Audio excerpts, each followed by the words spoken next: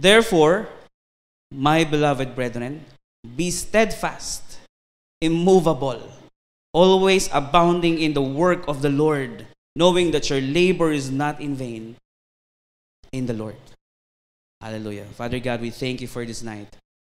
We offer everything to you, our lives, our ears, our eyes, our mouth, our everything tonight. Iniaalay po namin sa inyo lahat, nawa ang lahat ng may pandinig ay makarinig at matuto ngayong gabi. Gamitin mo po ako upang ihayag ang iyong salita sa lugar na ito. May your spirit be with us in the name of Jesus. Amen. Naintindihan niyo ba yung binasa natin ngayon? Therefore, my beloved, take it personally mga kapatid. Isipin niyo na kayo mismo, personal ang kausap ng Panginoon. Therefore, my beloved, bricks, be steadfast. Diba? My beloved fresh, sabi ko, be steadfast. Gil na gigil ka na, mahirap yon. Pero, you made the right choice. Always abounding in the work of the Lord, knowing that your labor is not in vain in the Lord. Mamaya, makikita natin at maintindihan natin, ano bang labor yung pinagsasabi mo dyan, Pastor? Ano ba yung sinasabi dito sa verse na to about labor? Diba? Ito ba yung sa QC, sa may Katipunan? Labor Hospital? So, pag-usapan natin, no, imagine a life in which you had absolutely nothing to look forward to. You can just imagine it. Yung wala kayong inaasahan. Wala kayong expectation kinabukasan. Wala kayong expectation next year, next month. Imagine niyo yun. Gaano kadal at gaano kalungkot ang buhay pag ganun. Diba? Imagine your Christian life without expecting that Jesus will return the second time around. No? Christian ka, pero hindi mo ina-expect that Christ will come back. No? Or rather, you're not Christian at all. Amen? Bakit? Hindi lahat ng nagsisimba o hindi lahat na nandito sa simbahan ay Christian. Parang yung tao kumain sa Italian restaurant, it doesn't make them as an Italian. Kumain sa Chinese restaurant, it doesn't make them as a Chinese. Tama? So hindi lahat ng pumapasok, hindi lahat na nandito sa simbahan every Sunday, Christian. Amen po ba? Make sense? Hallelujah. So the title of our teaching for tonight is Question. What's your heart? Diba?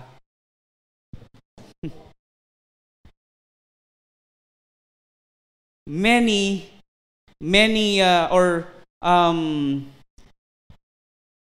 tawag dito, marami tayo, may mga nakita ako sa reels na sinasabi, choose your hard, no, choose your difficult. It's an expression, mga kapatid. Never mind the praise, or never mind the paragraph, or you get it? Lahat tayo merong mga desisyon na mahirap gawin sa buhay, so piliin mo na lang. O, naintindihan? Kasi nakikita ko yung mga mukha nyo, kumukulot. What's your heart? Makes common sense. I will choose my heart, not to bother. Okay. Doon sa binasa natin kanina sa 1 Corinthians chapter 15 verse 58, sobrang linaw na the Lord is, or Paul is reminding us not to, alam mo yun, not to be discouraged and be steadfast. Amen? Maging matibay sa pananampalataya sa Panginoon. Minsan, nararamdaman natin yung sacrifices na ginagawa natin para sa Panginoon ay nasasayang. Sino dito nakakaramdam yan? Parang sayang yung forgiveness na ginawa ko. Parang sayang yung ilang taong kong pagtugtog. Actually, magiging sayang lang yan on the day that you quit. Tama ba? Kasi, biruin mo, sayang yung 10 taon na binuno mo na paglilingkod sa Panginoon, tapos magtatapos ka rin pala sa laman. Sayang yung 10 taon na binuno mo, tapos magtatapos ka rin going out the umbrella. Dun sa umbrella ng ating Panginoon. Amen ba?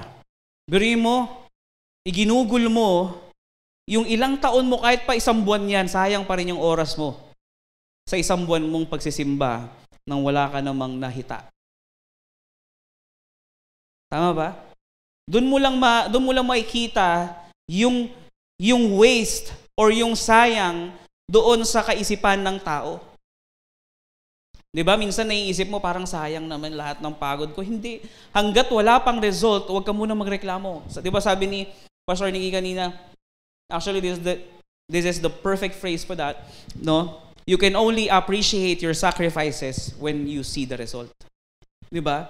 Hindi mo ma-appreciate yung sacrifices na ginawa mo o ginawa ng ibang tao hangga't hindi mo nakikita yung result. Hangga't nasa process pa yan, hindi mo ma-appreciate. Hangga't nasa process ka pa, hangga't nasa process pa sila, patuloy mo pa rin silang ginajudge, not until you see the outcome. Pati sarili mo, 'di ba? Hangga't nasa process ka, patuloy ka pa rin nagdududa kung mangyayari ba talaga yung pangako ng Diyos sa'yo o hindi. See, our future participation in the resurrection will make all our labor for the Lord more than worth it. Diba?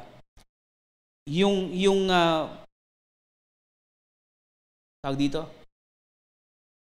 Yung pagtingin mo sa future that you're expecting na meron ka talagang you're expecting for a reward from the Lord, no? Yun yung mag-urge sa'yo, yung magbibigay sa'yo ng urgency to work and labor for the Lord. Amen? Pag wala kang inaasahan, hindi ka talaga magtatrabaho. Tama ba? Kaya nga, our labor is not in vain if you're expecting for something. Sino dito nagtatrabaho? Taas ang kamay. Lahat tayo. Kahit negosyo yan, no, employed ka man, nasa corporate ka, lahat tayo, nagtatrabaho tayo kasi we are expecting for a salary. Nagne-negosyo ka because you are expecting for an income. Tama ba? Nag-i-invest ka sa insurance kasi you are expecting for a return. For an insured life. Diba? Naasahan mo na pag kami nangyari sa'yo, alam mo, secured na yung family mo. Tama ba? Yung expectation. Yun yung nagda-drive sa'yo to work and labor. Tama ba? Pag walang expectation, walang labor na mangyayari. Walang hardship na mangyayari. Madali ba buhay Kristiyano? Hindi madali. Mahirap. Diba? Ang sabi ng Lord, take my yoke for my burden is light. Pero, you still have burden to carry. Tama ba? Meron pa rin. Hindi sinabi ng Panginoon na pag tinanggap niyo ako, wala na kayong mararanasang problema. Wala siyang sinabing ganon. Actually, sinabi niya pa nga, take heart for I have overcome the world. In this life, you will face troubles. Di ba? Sa buhay na to, talagang makakaharap kayo at makaka-experience kayo ng maraming problema. But take heart, I have overcome the world. Amen po ba? Ano ba yung labor? No? What is labor? It is a hard work and it is the opposite of laziness. Amen? Labor is a hard work. That's why I choose the title, What's Your Hard? Di ba? Work. Hard work. What's your hard work? So, ang tanong, sa buhay mo, lagi mong kailangan pumili ng paghihirapan mo. Tama ba, mali? Just for example, Madali bang magpaganda ng ng mukha? Kung talagang born beautiful ka na, effortless ka. So lahat po tayo merong kinakaharap na hirap. Tama ba? Madali bang magturo sa school? Madali bang gumawa ng lesson plan? 'Di ba? Madali bang magpatawad? Hindi. Mahirap magpatawad. Madali ba magmahal? 'Di ba? Kung gusto mo yung tao, madali. Pero pagka hindi mo trip yung hilat siya ng mukha niya, hindi mo trip yung ugali niya, nang hirap mahalin. Tama? Madali ba magpaganda ng katawan? Madali ba magpataba? Lahat 'yon mahirap. 'Di ba? Kung tabain ka, effortless. Kahit na konti lang kainin mo, talagang magiging chubby ka. Pag magpapataba ka, parehas may discomfort 'yan, magpataba at magpapayat. Pag magpapapayat ka, yung discomfort nun, gusto mo pang kumain pero hindi na pwede. Pag magpapataba ka, ayaw mo nang kumain pero kailangan mo pang kumain. Tama, mali? Parehas may discomfort yan. Yun, sumusuka ka na pero kailangan mo pa rin kumain ka. Kumain ka na, maligo ka na. Diba? So hindi mo alam kung ano unahin mo. So pimili ka doon kung anong hirap yung haharapin mo. Grace doesn't produce laziness. It produces hard workers. Ang nangyayari, yung grace, at alam mo yung hyper grace, na we are saved by grace. Yes. But if you understand the grace and the love of God na binuhos niya sa atin, it will produce hard work. Pastor, kanina pa natin pinag-uusapan yung hard work kasi gusto ko maintindihan ninyo kung ano ba yung sacrifices doon sa hard work na kailangan mo. Pare-parehas yan. If you will work hard, lahat yan may sacrifice. Magpapaganda ka ng katawan, kailangan mo mag-gym. Madali? Hindi. But you choose that hard. Amen? Mahirap. Pero ngayon, nakikita ko, nakapansin ko, si Pastor Pao, lagi na lang nakasando pa, mag-practice kami ng Saturday. Nakikita ko na yung tricep niya, talaga nagagalit na. Kahit na pumipindot lang dito, kita ko yung triceps niya, nagagalit na eh.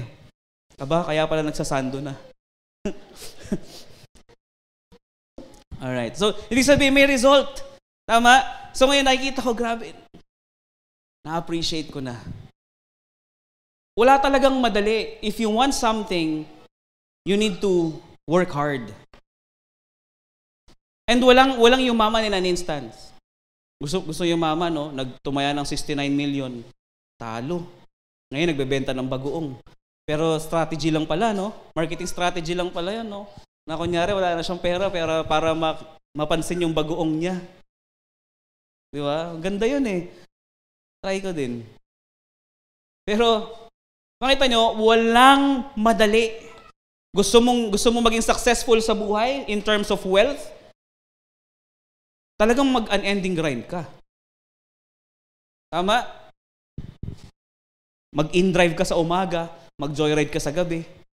O kaya ano yung bago ngayon? GSM. GSM, alam niyo yan? Yung VinFast, yung electric vehicle na taxi, kulay blue-green. Hindi siya per boundary. Swelduhan siya. Ganda. 'Di ba? Tapos ang ganda pa ng dala mong sasakyan, no? EV. 'Di ba? Lahat tayo, pag meron tayong gustong mangyari, meron kailangan kang paghihirapan. Amen? Madaling kumain, masarap kumain, pero ang result nun mahirap. Tama? Kasi doon ka sa dulo mag-shred. Yung tipong pagkatapos ng general check-up mo, tsaka ka mag-shred, tsaka ka magbabawas ng kain mo. Ang hirap mag-adjust kasi nasanay ka ng kumain. Tama? Hallelujah. Tas bibili ka ngayon ng sa Shopee, no? Yung lastiko na pula. Gagalong-galong sa kama. Mahirap talaga eh. Di ba? Pero kung uumpisahan mo ngayon, yung mas mahirap, tas ang dulo nun, mas masarap. Di ba? Pero yung mabuhay ka ng healthy ngayon, kaya ngayon, inumpisahan namin mag-asawa, pansin niyo ba, luminis na yung ko? Yung wala na akong balbas eh.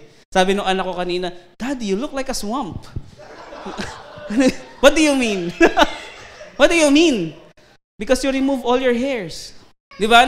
Nakuha natin. O, tama si AJ ngayon, panay na lang ganun. Chinecheck niya. Chinecheck mo kung nababawasan. Pero, piliin natin yung mabuting mahirap. Amen? James chapter 2 verse 17. Tingnan natin mga kapatid. Thus also, faith by itself, if it does not have works, is dead. No? So faith without action is dead.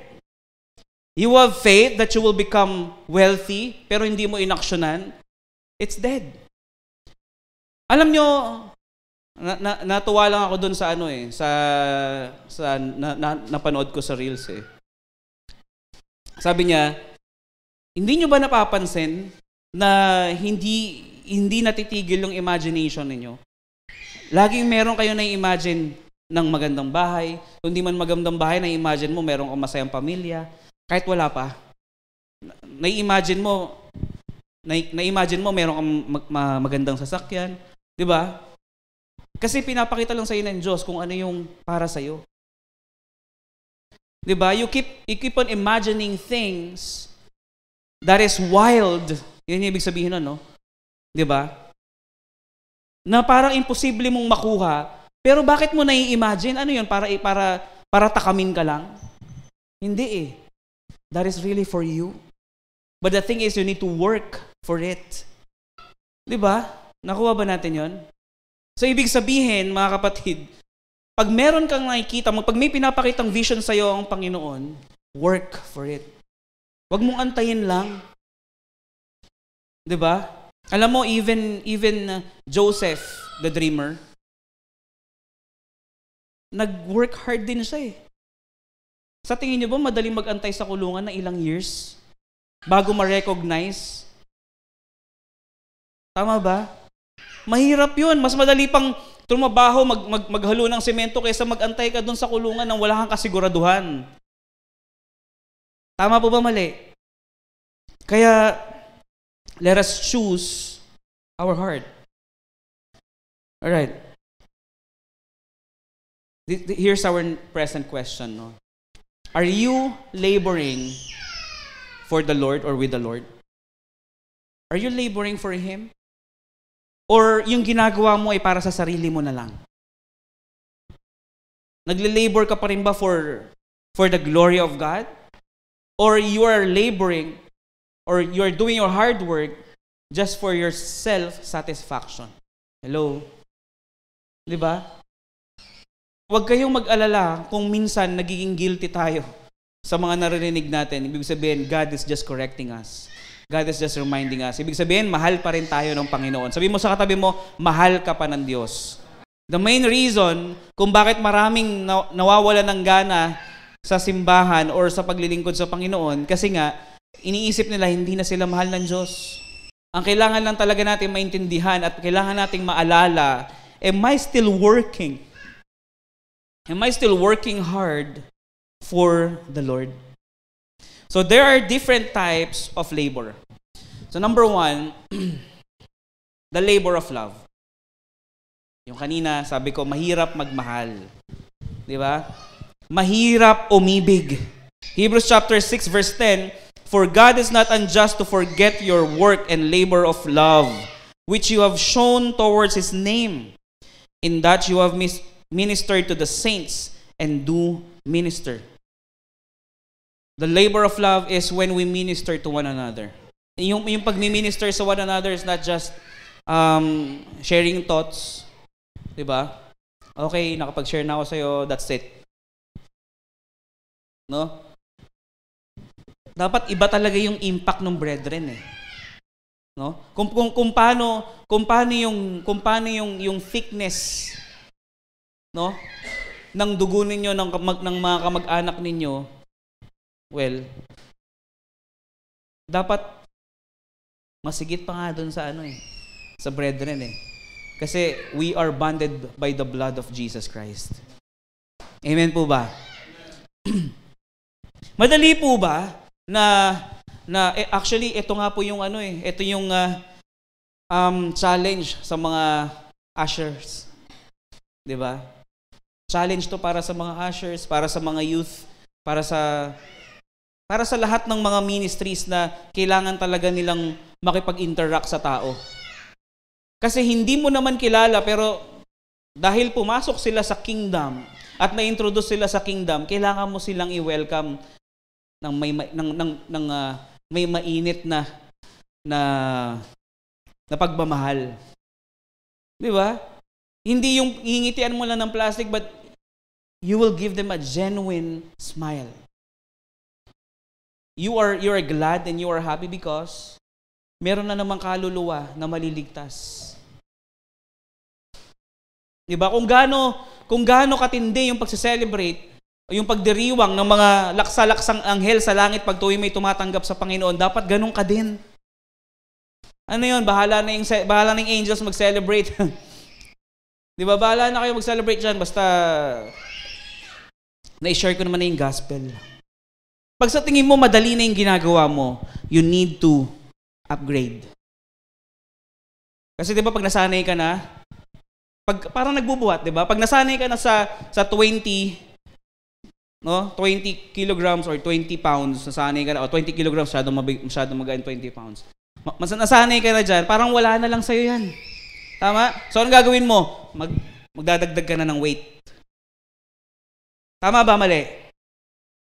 So, pagka masyado ka ng usual or masyado ka ng familiar doon sa ministry mo, sa music ministry or sa dance ministry, sa media, no? Sa media lang yan.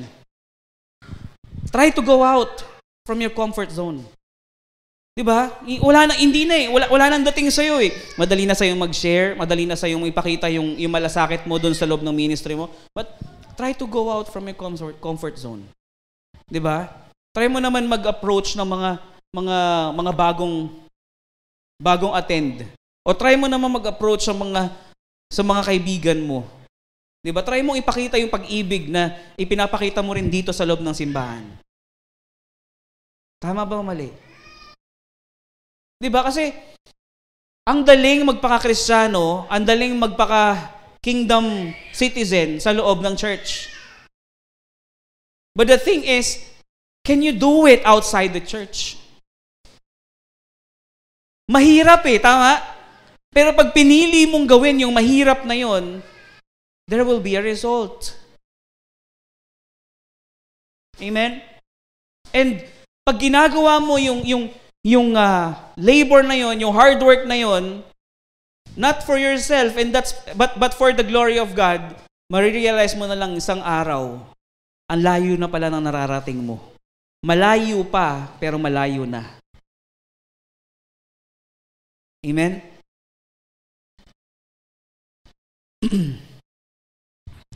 Pangalawa, labor of giving. No? Labor of love, medyo mahirap na 'yan eh. Well, itong labor of giving, if you know how to love, yung giving madali na lang. Prerequisite po 'yan, mga kapatid. 'Di ba? You can give without loving, but you cannot love without giving. Hindi mo pwedeng sabihin sa tao na to na iniibig kita pero hindi mo kayang magbigay. No? Pastor, wala naman kasi akong sapat lang kasi yung pera na hindi tungkol lahat sa pera. Kung sa tingin mo, yun yung kaya mo ibigay, pera, kasi busy ka, hindi mo kaya magbigay ng time, di bigay mo. Kung sa tingin mo, hindi mo kaya magbigay ng resources kasi sakto lang sa pamilya mo, bigyan mo ng oras. Madaling sabihin I love you, pero mahirap gawin. So, kailangan mo lang pumili doon sa I hate you or I don't care, between I don't care and I love you. Pili ka lang doon.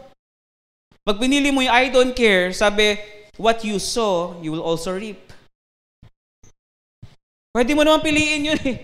Malaya tayo, meron tayong free will. Every day you can choose. 'Di ba? Kung anong gusto mong hardship doon sa una o sa dulo. Pag pinili mong maging walang pakialam, sa dulo, pag ikaw na yung nangangailangan, yung mga tao wala na din pakialam sa'yo. Pero doon pa lang sa unang, pinili mo ng umibig at ipakita sa tao na iniibig mo sila at meron kang pag-ibig na nanggagaling at mula sa Panginoon, Pagdating sa dulo na hindi mo na kayang ipakita yung pagmamahal dahil mahina ka na, doon mo ma-appreciate yung mga kabutihang nagawa mo before. Amen ba? Ephesians chapter 4 verse 28. Let him who stole steal no longer, but rather let him labor, working with his hands what is good, that he may have something to give him who has need. No, labor of giving it also extend to giving to God's house.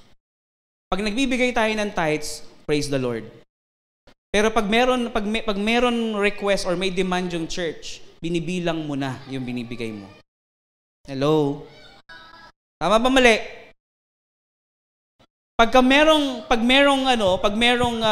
pledge na hiningi yung body, anong iisipin mo? Nagbibigay naman ako ng tithes, kaya mo na sila na bahala dyan. Hello? Tama ba mali? Correct me if I'm wrong. Pero if you are expecting for something, wala ka nang pakialam kahit na nabigay mo na yung tithes mo, pag may pangangailangan ng body, you will still extend your hands to give. Tama mali? Kasi you love eh. Parang sa isang mag-asawa, swelduhan na, no? Binigay mo na yung sweldo mo sa asawa mo, may budget ka rin naman, tama? Kasi nagtatrabaho ka nga eh. Pagka nag-birthday ba yung asawa mo or pag nangailangan ba yung pamilya mo, sasabihin mo ba na binigay ko na sa inyo lahat ng kailangan nyo? 'Di ba, if you really love someone, you will do an extra mile. Hello? Kasi you love them. Normal na yung extra mile. Hindi mo nabibilangin kung, sobra na ata sa tithes tong binibigay ko. Hindi eh. Sa mag-asawa, hindi ganun. Walang bilangan. Ano ba tawag sa atin? We are the bride of Christ. Yung iba, bride of Chucky lang. Pero, hayaan na natin sila. Pero tayo, bride of Christ. Amen? So, pagka ganun, meron tayong relasyon at two-way relationship ng ating Panginoon, hindi natin binibilang kung gaano ng amount yung love na nabibigay natin sa isa't isa, kung gaano na bang amount yung nabibigay nating bagay sa kapwa natin at para sa Panginoon. Hindi natin binibilang yun eh, tama? Mahirap, madali. Mahirap yun. Bakit? Kasi meron tayong gusto. Meron tayong mga gusto, but you need to sacrifice it because there's a call from the body. Yun yung sacrifice na gagawin mo eh. To deny your own desire. Para matagunan yung pangangailangan ng body. Amen po ba? Mahirap yun. Hindi po madali. Yung tipong bibili ka na, meron kang gustong bilhin, naiipon mo na, 1,000 na lang ang kulang, makakabili ka na ng iPhone. 1,000 na lang kulang, makakabili ka na ng motor mo. O 5,000 na lang kulang, makakabili ka na ng kotse mo. Nung pangarap mong bagay. Tapos, biglang may kakatok sa'yo, may lalapit sa'yo, manghihiram. Or nangangailangan ng tulong. Anong gagawin mo? It is hard, tama?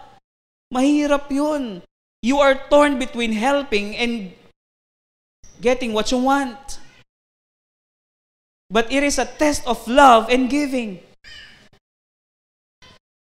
Araw-araw ba may kumakatok sa'yo? Araw-araw bang may humingi ng tulong sa'yo? Araw-araw bang may call? Wala.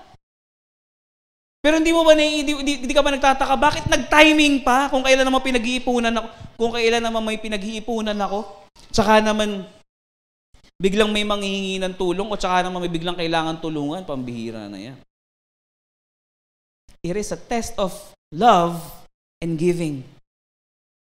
Pag napagtagumpayan natin yon, how sure are you na ibabalik ng Panginoon yon 100-folds? Di ba? Kung medyo duda kayo, well, it's between you and the Lord. Amen? Hallelujah. Number 3, the labor of service.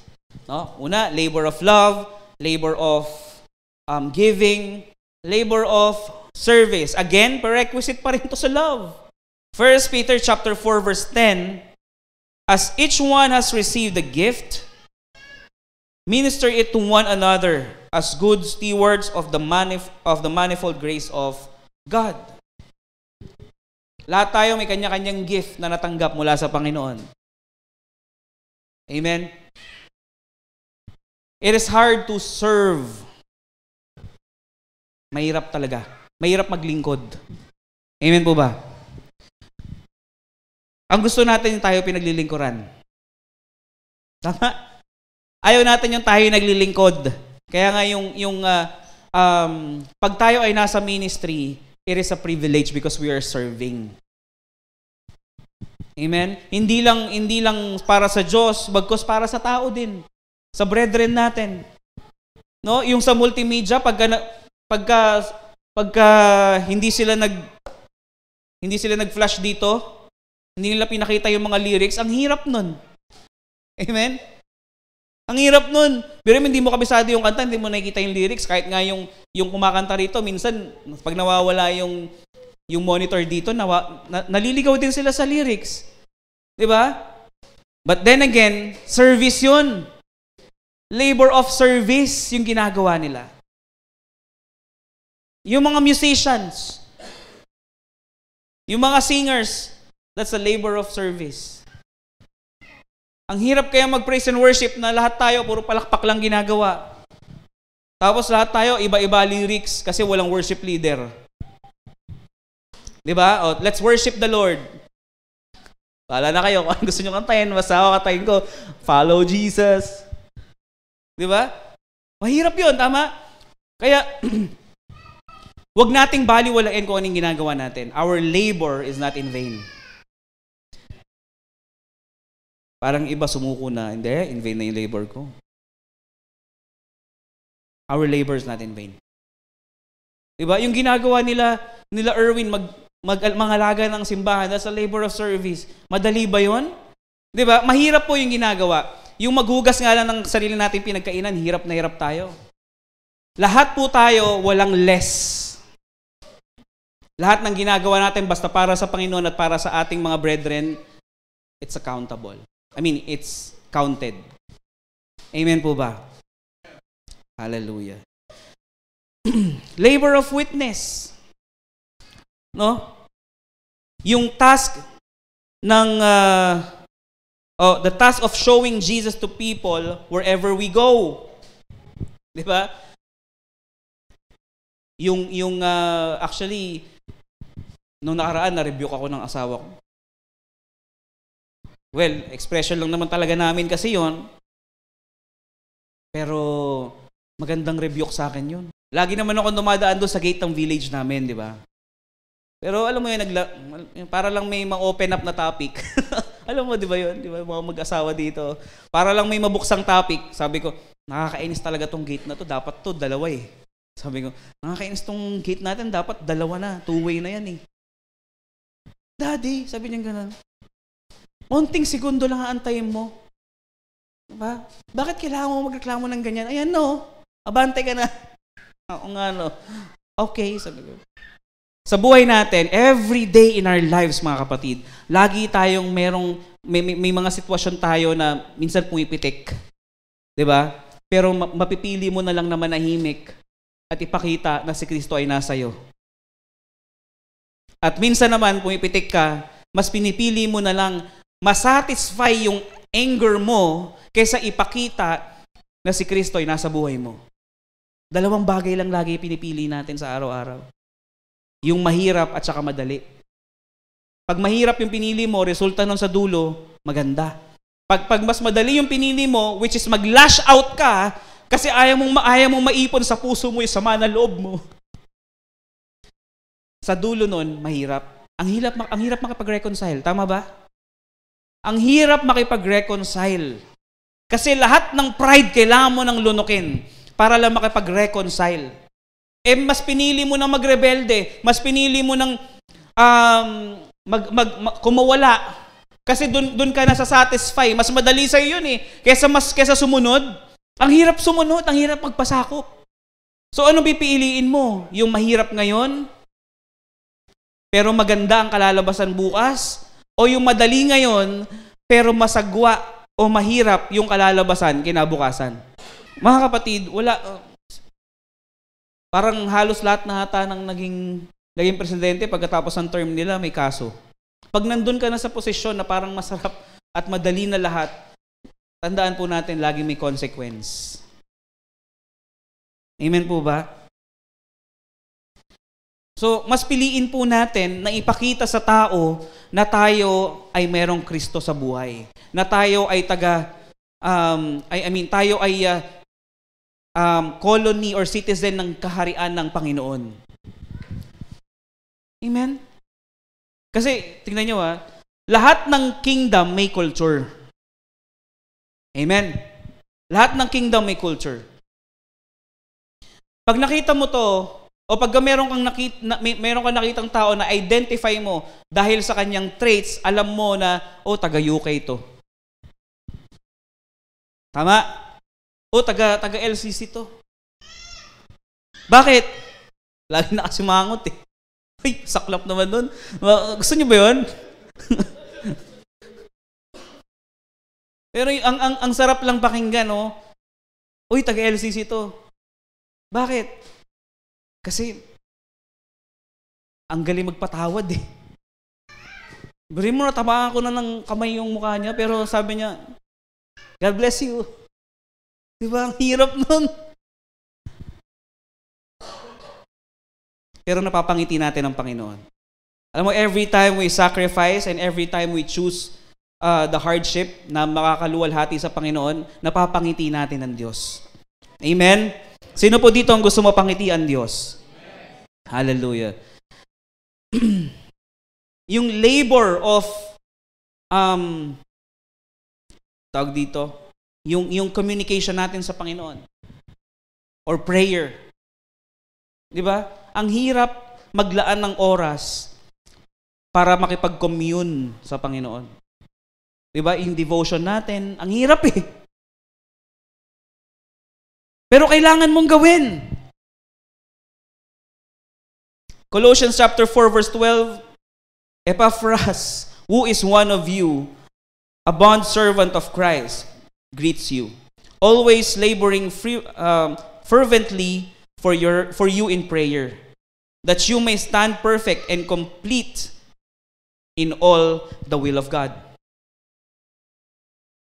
Laboring fervently for us. How about us? Di ba, alam niyo yung intercession na ginagawa natin every Tuesday? We are praying for others. That's laboring. Laboring of prayer and intercession. Nakikipag-commune tayo sa Panginoon for the sake of others. Di ba, ang madalas sa pinagdarasal lang natin, tuwing umaga, pagising natin, at tuwing bagong matulog, Lord, thank you sa safe day na binigay mo sa amin. Thank you for the traveling mercy kasi nakarating kami ng ligtas sa biyahe. Naintindihan natin? Pero yung ipagdasal mo yung iba, ang hirap nun. Mahirap ipagdasal yung ibang tao. Lalo na pagka hindi kayo good terms. Pero nakukuha nyo ba or nai-imagine nyo ba kung gaano ka relieving yung pakiramdam pag naipag-pray mo yung taong galit sa'yo? Dahil ang ganda mo. O dahil ang pogi mo. Naintindihan natin mga kapatid? So every day, we are facing hardship. Mayaman ka man o mahirap, every day we are all facing hardship. The only success in life is when you see your name written in the book of life. That is the only success na pwede nating maituring bilang isang tagasunod ng Panginoon. Amen? Kasi you can just imagine, you have all and you have everything, di ba? You have everything in this world, lahat ng gusto mo nakukuha mo na.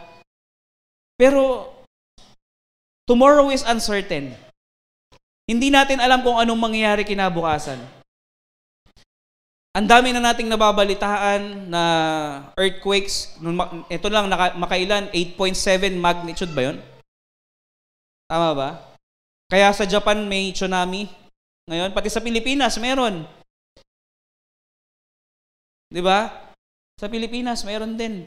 Doon sa mga, nakalimutan ko lang yung mga lugar pero sa bandang Catanduanes ba yun? Ha? Catanduanes, no? Di ba? Magkakaroon ng 1 meter na pagtaas ng tubig because of the 8.7 magnitude earthquake dun sa Pacific, sa Russia, no? Oh. So, ibig sabihin, tomorrow is uncertain. So, let's choose our heart. Amen po ba? Conclusion, let us ensure that we continue to labor in love, giving, service, witness, and prayer intercession. Siguraduhin natin, mga kapatid. Siguraduhin natin na lahat yan nagagawa natin. Di ba? For the fruit of the Spirit is love, joy, peace, kindness, gentleness, self-control. Ano? Meron pala dito, no? Kaya pala si AJ doon tumitingin. Or the fruit of the Spirit is love, joy, peace, forbearance, kindness, goodness, faithfulness, gentleness, and self-control. Against such things, there is no law. Diba? Isipin mo, yung fruit is singular. Wala po siyang S. Ibig sabihin, if you bear this fruit, lahat yan dapat nasa iyo. For the three things remain. Faith, hope, and love. But the greatest of this is love. Because if you have love, lahat ng yan pababa. Imposibleng wala sa'yo. Amen? The greatest of this is love. Kaya inuna ko dito yung labor of love. Kasi kung meron kang love, siguradong you will continue laboring in giving, service, witness, prayer, and intercession. Amen po ba? Mahirap po mga bagay na yan. Hindi po madali. Madaling pakinggan, madaling sabihin, pero mahirap pong gawin. Pero sabi ko nga kanina, piliin natin kung ano yung paghihirapan natin. Kung yung ngayon maghihirap tayo because we want to labor in love, service, giving, witnessing, no? Piliin mo yan. Kasi sa dulo niyan, kinabukasan, maganda yung resulta. O pwede na naman nating piliin yung madali ngayon, pero sa dulo at sa kinabukasan, mahirap din. Tama? Ang sakit, hindi naman nakuha ng isang beses, ng isang bagsakan lang yan. Nade-develop yan based on your lifestyle. Amen ba? Hindi ka naman nakakuha ng basta naging diabetic ka. Kahit hindi ka naman mahilig sa sugar content. Imposible. Kung healthy naman ang lifestyle mo, imposible na magkaroon ka ng ganong klaseng sakit. Amen? So let us choose our heart. May natutunan po ba? Lahat po tayong tumayo at tayo manalangin. Father God in heaven, we thank you for this night na pinagkaloob nyo sa amin. Reminding us again kung ano yung mga dapat naming piliin every day na makakabuti sa amin sa kinabukasan at makakapagbigay kaluwalhatian sa inyo. God, may you pour down your spirit and understandings about isa. Nawa ang lahat ng aming narinig at aming natutunan ngayong gabi ay tumimo sa aming mga puso at maisagawa namin to sa aming mga buhay. Tinataas po namin lahat ng panalangin namin na ito sa pangalan ni Jesus at lahat ng pagsabi ng Amen.